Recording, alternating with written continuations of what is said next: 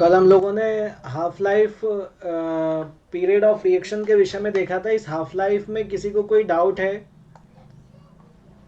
या कोई प्रश्न जो पूछना हो? No sir. हाफ लाइफ क्या रहेगी, कोई बताएगा? आधी रिएक्शन कंप्लीट होगी जब। हाँ, ठीक है। कल हम लोगों ने जीरो ऑर्डर के लिए हाफ लाइफ की वैल्यू क्या निकलेगी ये हमने देखा था। इसमें कोई डाउट है किसी को?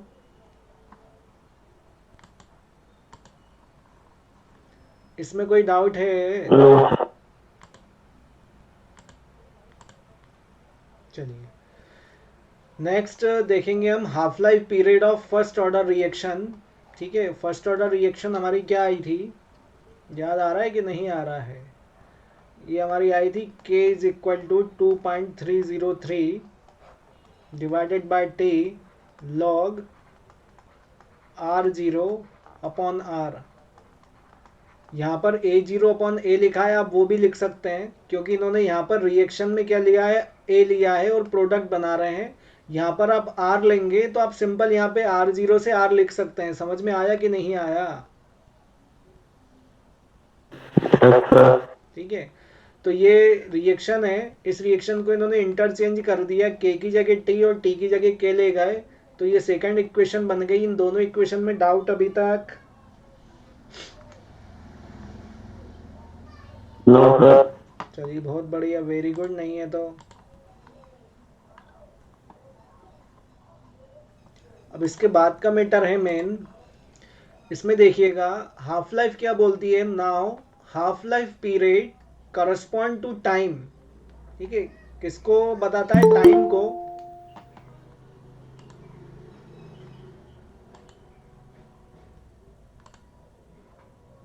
अभी कहा है, अगर थोड़ी देर बाद आ जाते। तो हाफ लाइफ क्या बताता है? टाइम को बताता है, during which the initial concentration क्या रहेगा, A0 is reduce to half. ये हमें हाफ लाइफ के विषय में बताता है। यहाँ तक डाउट है? हाफ लाइफ से हमें क्या मालूम चलता है कि जो इनिशियल कंसेंट्रेशन है वो कैसा हो गया, आधा हो गया। जो इनिशियल कंसेंट्रेशन है वो कैसा हो गया, आधा हो गया। जो इनिशियल कंसेंट्रेशन है वो कैसा हो गया, आधा हो गया। मतलब क्या, जैसे यहाँ पर ए से प्रोडक्ट बन रहा था तो यहाँ पर A0 क्या था, A0 क्या था, इनिशियल कंसेंट्रेशन। ठीक है, और A क्या था, what is A? Final concentration. हाँ, फाइनल कंसंट्रेशन। हाँ। तो जो हम कम करेंगे, किस में से कम करेंगे,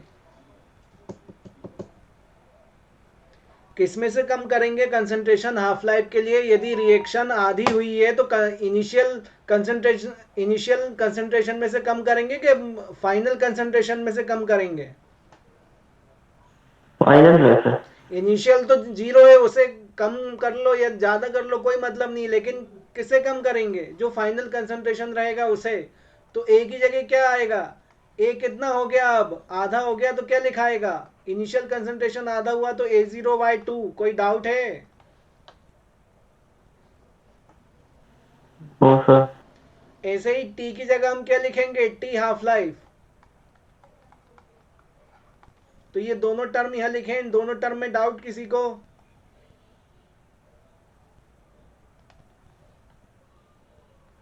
किसी को डाउट हो तो पूछ लें अभी इन दोनों टर्म में।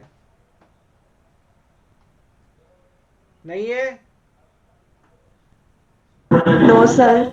चलिए, तो हाफ लाइफ पीरियड क्या हो जाएगा, टी की जगह क्या रख दिया, टी हाफ 2.303 के लॉग A0 अपॉन 2। ठीक है, A0 से A0 क्रॉस हो जाएगा तो क्या बचेगा, केवल log 2। समझ में आया log 2 कैसे बचेगा कि बताऊं? सर बता दो।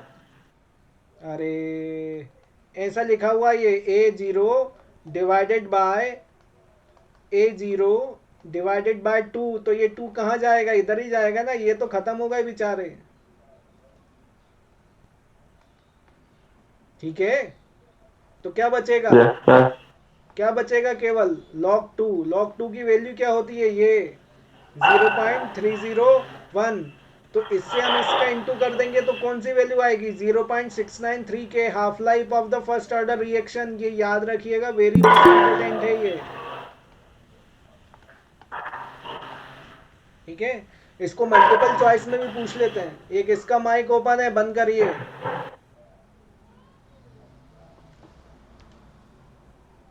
ठीक है, समझ में आ गया।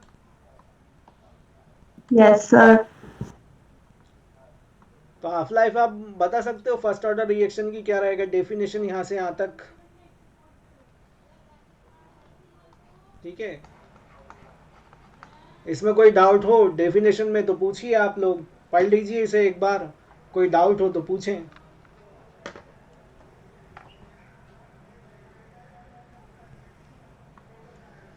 क्या दिया हुआ है, half life of A first order reaction is independent of the initial concentration of reactant. सही बात है कि नहीं है, सही बात है कि नहीं है। अरे समझ में आया कि नहीं आया। Yes sir. मतलब इनिशियल कंसंट्रेशन से इंडिपेंडेंट है। क्यों है इंडिपेंडेंट, इनिशियल कंसंट्रेशन क्या करेगा, फाइनल कंसंट्रेशन ही करेगा ना जो करेगा। इनिशियल कंसंट्रेशन से क्या मतलब है, अरे जब तुम दौड़ ही नहीं रहे हो, तुम्हारी एनर्जी ही नहीं लगी, तो मतलब क्या रहा इनिशियल कंसंट्रेशन का। इनिशियल कंसंट्रेशन मतलब क्या, कि अभी आपने दौड़ना स्टार्ट किया ही नहीं। समझ में आया कि नहीं आया।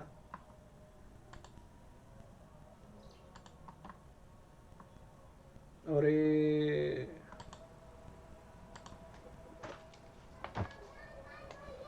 A0 मतलब आपने दौड़ना स्टार्ट नहीं किया। ए मतलब आपको मालूम है कि कितना दौड़े हैं, तो कम काय में से होगा।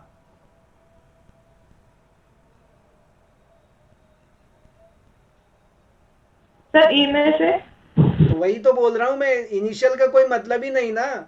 जब आप दौड़े ही नहीं, जब रिएक्शन ही नहीं हुई, तो ये तो इसका तो कोई मतलब ही नहीं है। कम किस में से होगा, ए में से। तो वही तो लिखा है, ये किससे इंडिपेंडेंट रहेगा, initial concentration of reactant. Initial से कोई मतलब नहीं है फर्स्ट ऑर्डर रिएक्शन को। समझ में आया कि नहीं। Yes sir. Yes sir. एक ही गाना दो दो बार बुलवाते हो, समझ में नहीं आते। अरे कहाँ गई भैया अरहिनियस, अरहिनियस अरहिनियस अरहिनियस।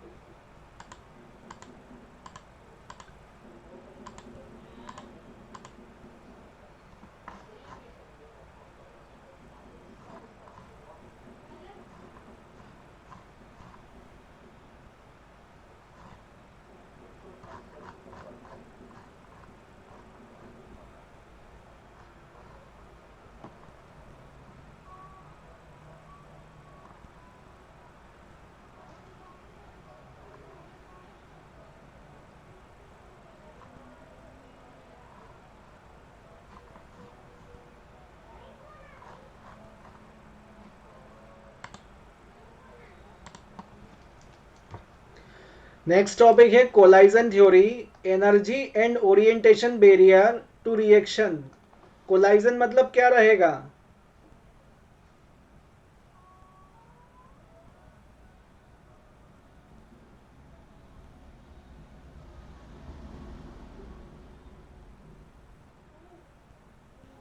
जोड़ना।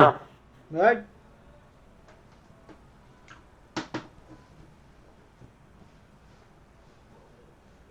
कोलाइजन सर मतलब, हाँ क्या होता है, जंग लगना। वो कोरोजन है। Corrosion, CORROSION, corrosion. मैं कोलाइजन पूछ रहा हूं।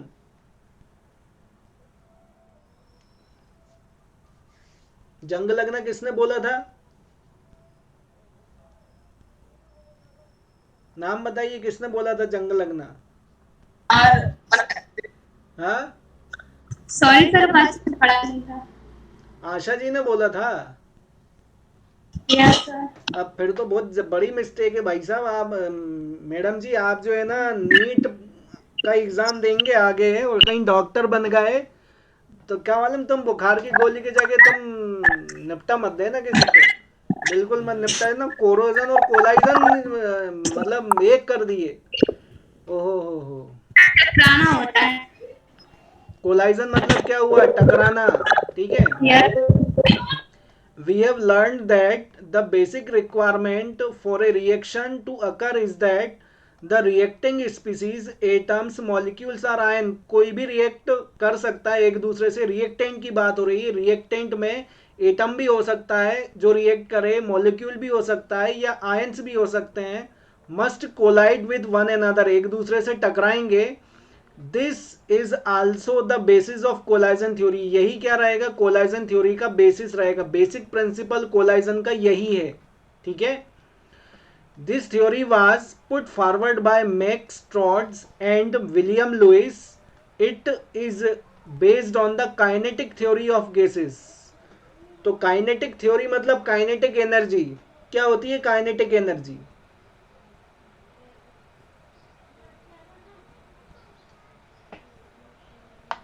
काइनेटिक एनर्जी के विषय में बताइए। आप लोगों ने 10th में भी पढ़ा है, 9th में भी पढ़ा है। काइनेटिक एनर्जी मतलब हिंदी में गतिज ऊर्जा। इससे समझ में आ जाएगा।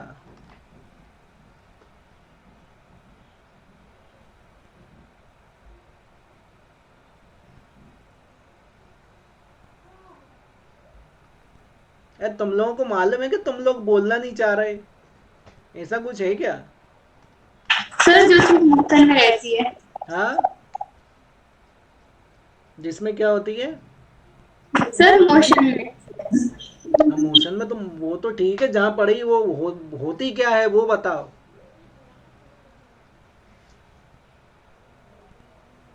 होती क्या है वो बताओ।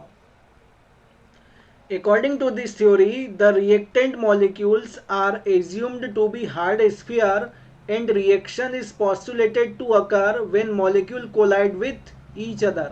एक ऐसा इन्होंने स्फेरिकल ले लिया और इन्होंने ये माना, एज्यूम किया कि इसमें पूरी रिएक्टिंग स्पीसीज है, मतलब रिएक्टेंट हैं, ए प्लस बी हैं, जो एक दूसरे से कोलाइड करेंगे। ठीक है। ये इन्होंने पॉस्टुलेट मतलब सोचा। कौन से? इन दो अंकल ने। ठीक है, मैक्स ने और विलियम ने। ठीक है, Max William. The number of collision that takes place per second per unit volume of reaction mixture is known as a collision frequency. Z जिसे कहेंगे। अब इसमें एक एक टर्म का मीनिंग बताइए आप लोग। वॉल्यूम क्या रहेगा, कोलाइजन क्या रहेगा, और कोलाइजन और फ्रीक्वेंसी क्या रहेगी? कोलाइजन फ्रीक्वेंसी तो बात का मैटर है। फ्रीक्वेंसी बताइए क्या रहेगी? फिजिक्स पढ़े हो कि नहीं पढ़े हो? फ्रीक्वेंसी बताइए।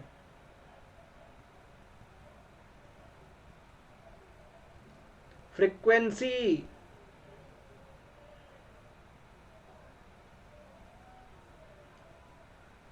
अरे वेव पढ़ी कि नहीं पढ़ी फिजिक्स में, कि नहीं पढ़ी?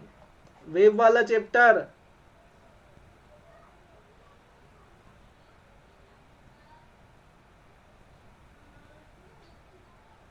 तुम लोग मंगलवार को मिलो मेरे को, मैं बताता हूं तुम लोगों को।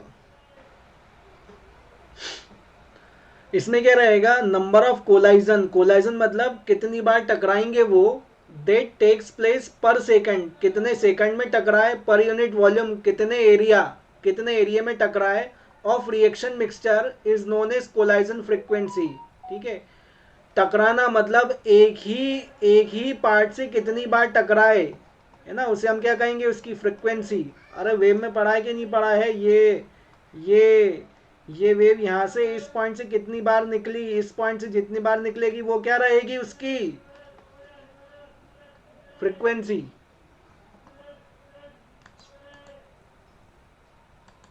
कोई हो के नहीं तो मैं ही पढ़ रहा हूँ और मैं ही पढ़ा रहा हूँ।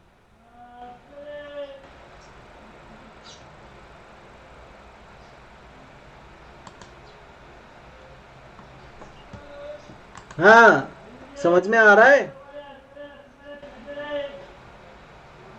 हाँ सर। Yes sir.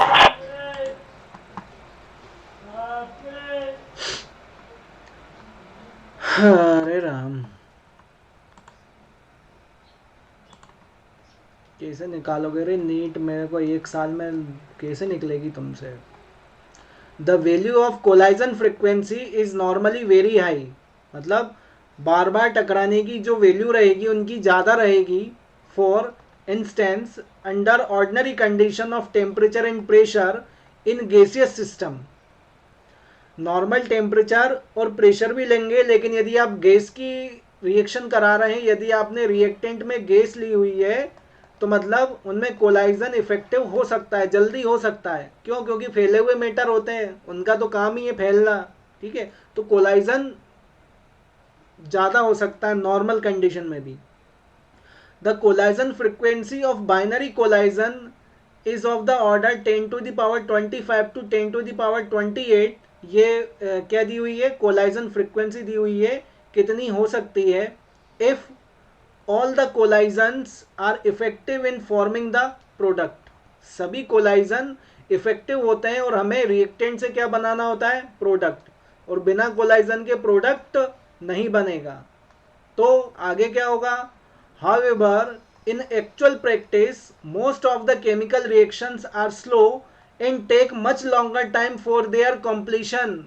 उसे स्लो रिएक्शन क्यों बोल रहे हैं? क्योंकि रिएक्टेंट में कोलाइजन कैसा हो रहा है? स्लो हो रहा है। जब स्लो होगा तो प्रोडक्ट कैसा बनेगा? लॉन्ग टाइम में बनेगा। समझ में आए कि नहीं आए?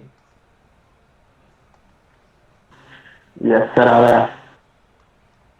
This means that all the collision among the reacting species at a given temperature are not effective in bringing about a chemical reaction। मतलब उन्होंने बोला है नॉर्मल टेम्परेचर पे सभी रिएक्टेंट जल्दी प्रोडक्ट बना लें, ऐसा जरूरी नहीं है। इसके लिए हमें क्या बढ़ाना पड़ेगा? टेम्परेचर उस रिएक्शन का, ताकि ताकि ताकि कोलाइजन फास्ट हो। कोलाइजन फास्ट होगा तो क्या होगा? प्रोडक्ट जल्दी बनेगा, मतलब वो रिएक्शन जल्दी कंप्लीट होगी।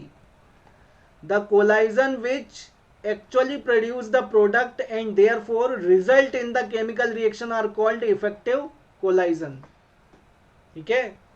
आप इसको एक तरह से ये भी ले सकते हो कि रिएक्टेंट से प्रोडक्ट बन रहा है, लेकिन 2 घंटे का समय ले रहा है और जितना बनना चाहिए था प्रोडक्ट वो नहीं बना,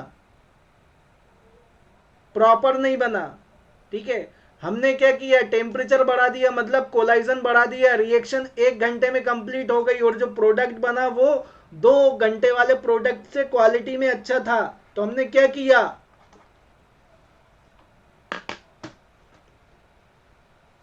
हमने क्या किया? टेम्परेचर बढ़ा के कोलाइजन बढ़ाया। कोलाइजन बढ़ाया तो क्या हुआ? रिएक्शन फास्ट हो गई।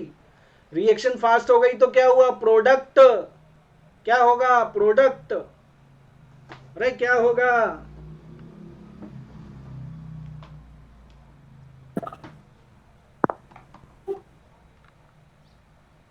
अब भी नहीं आया क्या कि फिर से समझाऊं? अरे बताओ क्या होगा?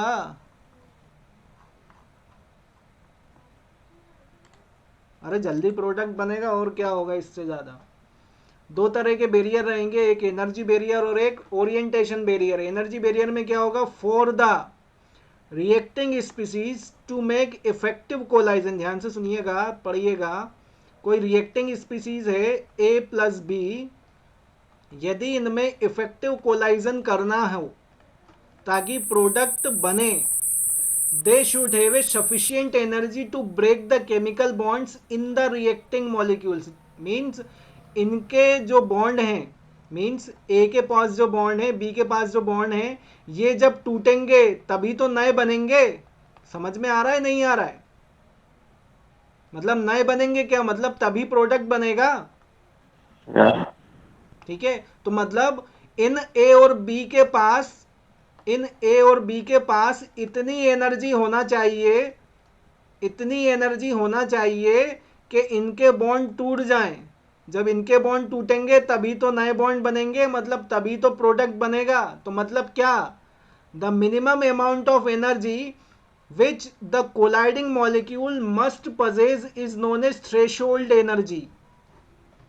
वो minimum energy which the colliding molecule must possess, वो अमाउंट में एनर्जी इन दोनों के पास होनी चाहिए जिससे ये टकरा सकें और प्रोडक्ट बना सकें, उसे हम क्या कहेंगे, threshold energy. This means that only those collision of reactant will give product which possess energy greater than threshold energy। समझ में आया कि नहीं आया? मतलब आपका प्रोडक्ट कब बनेगा, प्रोडक्ट जब बनेगा जब थ्रेशोल्ड एनर्जी, जब इनकी जो थ्रेशोल्ड एनर्जी है वो ज्यादा हो जाएगी। थ्रेशोल्ड एनर्जी मीन्स क्या, थ्रेशोल्ड एनर्जी मीन्स सिंपल ये समझो, थ्रेशोल्ड एनर्जी मीन्स क्या कि जो ए और बी के पास जो भी एनर्जी है ना, जिससे ये कोलाइड कर रहे हैं उसे हम क्या कह रहे हैं, थ्रेशोल्ड एनर्जी। लेकिन प्रोडक्ट कब बनेगा, प्रोडक्ट जब बनेगा जब थ्रेशोल्ड एनर्जी ज्यादा हो जाएगी। क्यों, क्योंकि ये एनर्जी तो इनके पास है, ए बना हुआ है, बी बना हुआ है, ठीक है, मतलब इनके बॉन्ड अभी ए से ही जुड़े हैं, बी के बॉन्ड बी से जुड़े हैं, हमें इन्हें तोड़ना है। मतलब तोड़ना है मतलब क्या, अभी इनके पास थ्रेशोल्ड एनर्जी है लेकिन हमें तोड़ने के लिए थ्रेशोल्ड एनर्जी से ज्यादा एनर्जी की रिक्वायरमेंट लगेगी। समझ में आया कि नहीं आया?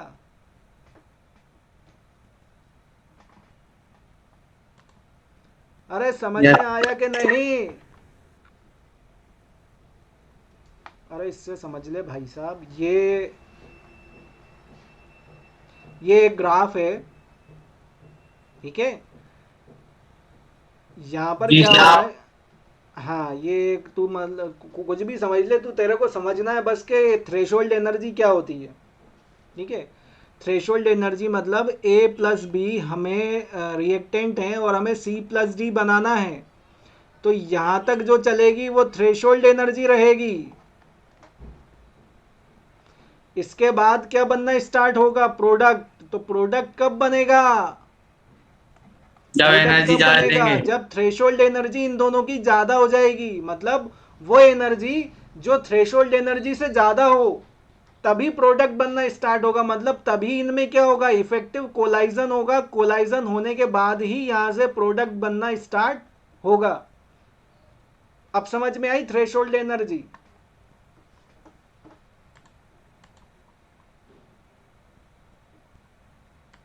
अब भी तो यस या नो नहीं बोल रहा है कोई भी।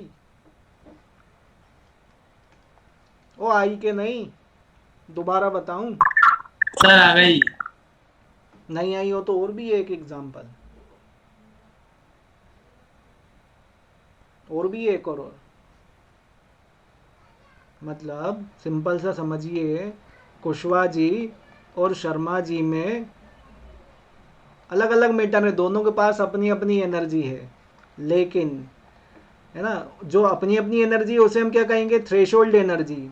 लेकिन इन दोनों के बीच में लड़ाई करवानी है तो हमें क्या करना पड़ेगा, कोई और अलग एनर्जी चाहिए। समझ में आया कि नहीं आया? हाँ सर आ गया। वही तो बता रहा हूँ भाई साहब इतनी देर से, जब तक लड़ाई की बात नहीं करो। देख लो ये बुराई है शर्मा जी तुमसे, कुशवाहा जी की, तुमसे लड़ाई रखना चाह रहे हैं, दुश्मन है तुम्हारे। नहीं है सर।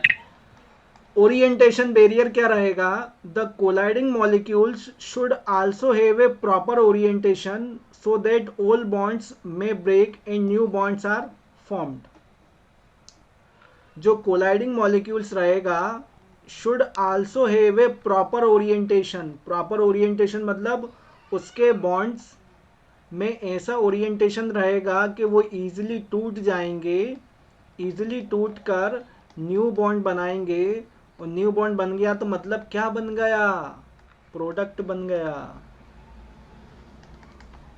ठीक है। इस रिएक्शन से समझ सकते हैं NO2 मिलकर क्या बना रहे हैं, N2O4 die nitrogen tetra oxygen. कितना अच्छा नाम है, ठीक है।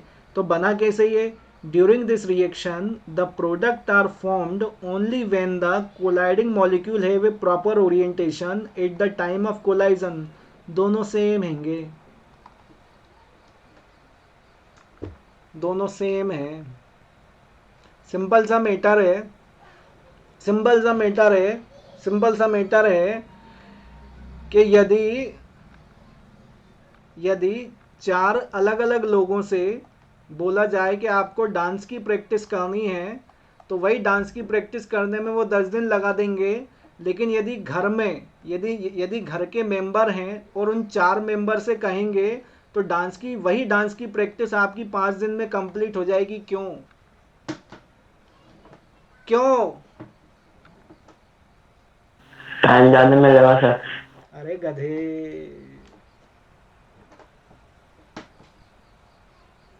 टाइम भाई, ये 2 घंटे में, ये भी 2 घंटे प्रैक्टिस करेंगे और ये भी 2 घंटे करेंगे, लेकिन फिर भी 5 दिन में ही कंप्लीट हो जाएगा। क्यों? तो उसमें बॉन्डिंग है अच्छी।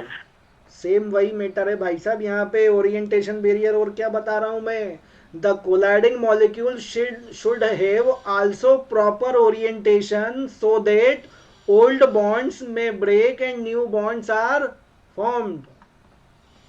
समझ में आए कि नहीं आए हैं?